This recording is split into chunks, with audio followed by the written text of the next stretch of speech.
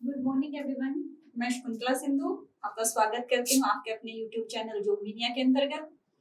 तो आज की वीडियो में हम अलंकार एक ऐसा विषय लेकर आए हैं जिसमें से बार बार आपसे क्वेश्चंस पुट किए जाते हैं, बार बार क्वेश्चंस पूछे जाते हैं। छोटे छोटे एक नंबर के ऑब्जेक्टिव टाइप क्वेश्चंस निकल कर आते हैं, चाहे आप बोर्ड की परीक्षा देते हैं या कोई भी कॉम्पिटिटिव टेस्ट देते हैं। तो एक बड़ी ही इजी और बड़े ही रोचक तरीके से हम एक वीडियो लेकर आए हैं अलंकार की।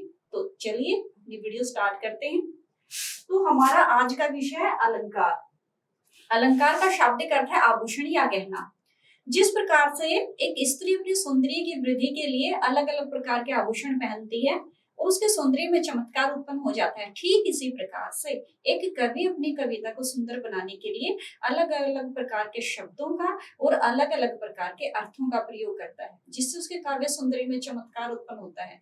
अलंकार का हमारे साहित्य में अत्यधिक महत्व है, चाहे वो शब्द है, शब्दालंकार है, अर्थालंकार है। यानी कहने का अभिप्राय है कि अलंकार के प्रयोग से एक साधारण सी कविता में चमत्कार उत्पन्न हो जाता है, जो सुनने में भी अच्छी लगती है और हमारे मन को शांति देती है।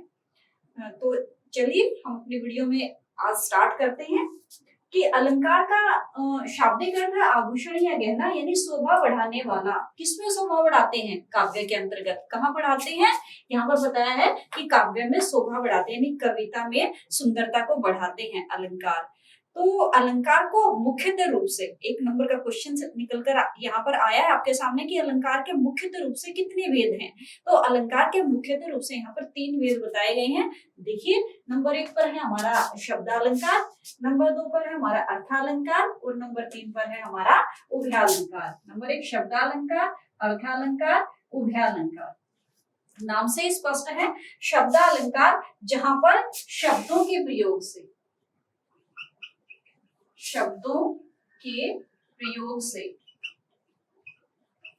किसमें चमत्कार उत्पन्न होता है? कविता में शब्दों के प्रयोग से चमत्कार उत्पन्न होता है। नाम से स्पष्ट है। शब्दालंकार की परिभाषा मिलेगी कि जहां पर शब्दों के प्रयोग से काव्य सौंदर्य में चमत्कार उत्पन्न होता है तो वहां पर शब्दालंकार होता है। नेक्स्ट हमारा अर्थालंकार। नाम से स्पष्ट है, जहां पर अर्थों के प्रयोग से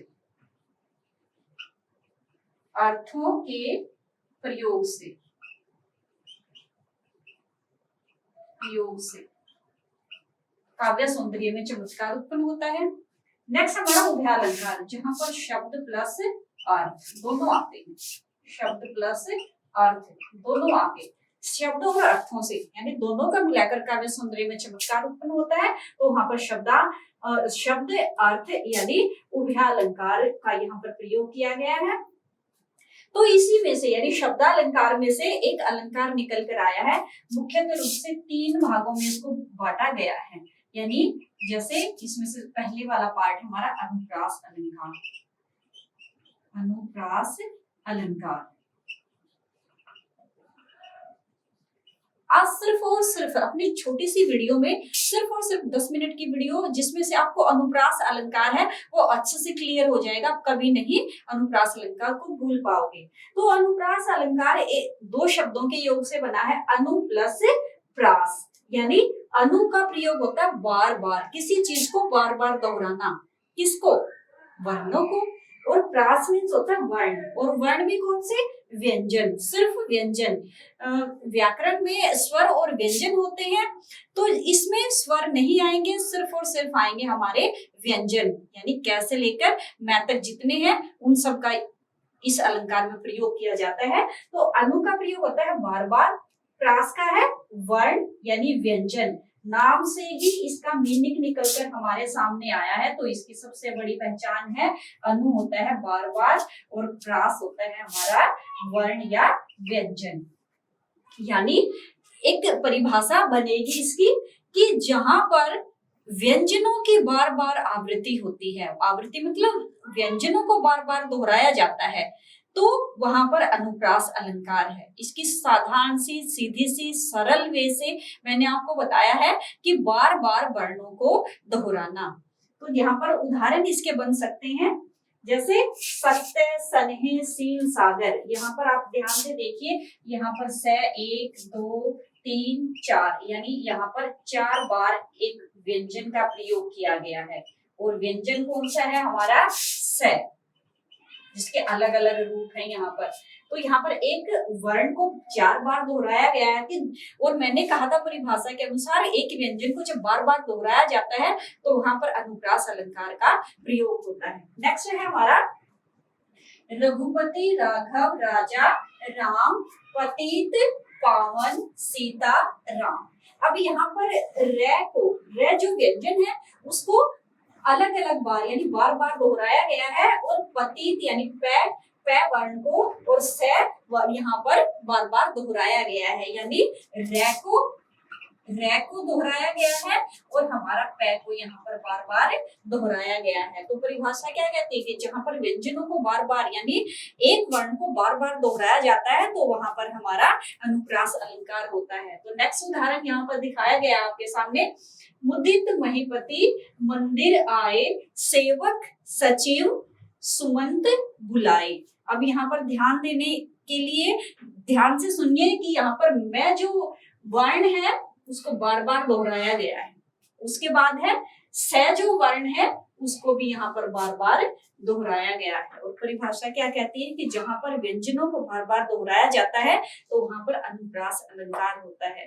नेक्स्ट है हमारा तरनी तनुजा तट तमाल तरवर बहुछाई। यहाँ पर तय वर्ण को बार बार दोहराया गया है तो यहाँ पर भी अनुप्रास अलंकार का प्रयोग हुआ है। तो सबसे सरल और साधारण रूप से मैंने आपको कराया है कि अनुप्रास का शाब्दिक अर्थ होता है बार बार किसी वर्ण को दोहराना, यानी वर्ण कौन से? सिर्फ और सिर्फ व्यंजन। ये इस अलंकार की सबसे बड़ी पहचान होती है।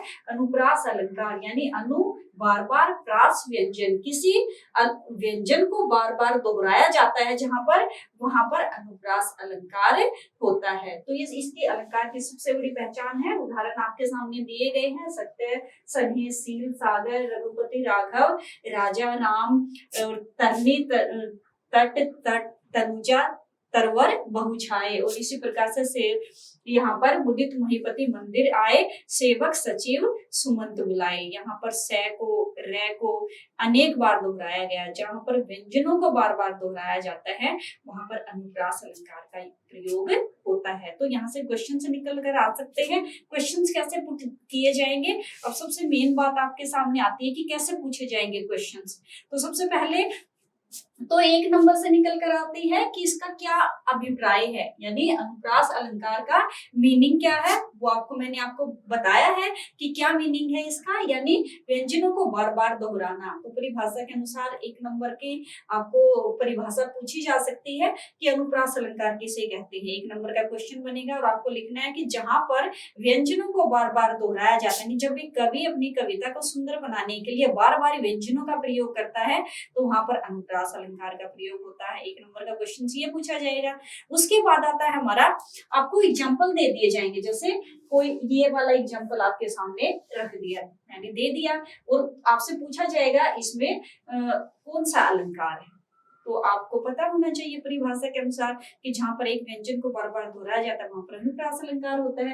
तो आपको यहाँ पर लिखना है अनुप्रास अलंकार। तो 2 तरह से आपसे क्वेश्चंस पुट किए जाते हैं, या तो उदाहरण देकर आपसे पूछे जा सकते हैं या परिभाषा आपसे पूछी जा सकती है। और 2 नंबर में बोर्ड के जो परीक्षाएं होती है उसमें 2 नंबर में ये पूछे जाते हैं। अलंकार वाला जो हमारा विषय है वो 2 नंबर में अटेम्प्ट करना होता है आपको। तो आज की वीडियो में अनुप्रास अलंकार मैंने बड़े ही शॉर्ट वे से, बड़े ही इजी तरीके से आपके सामने डिफाइन किया है। तो नेक्स्ट वाली वीडियो में हम नेक्स्ट जो यमक अलंकार है, श्लेष अलंकार है, वो आपके सामने लेकर आएंगे। तब तक के लिए thank you and have a nice day.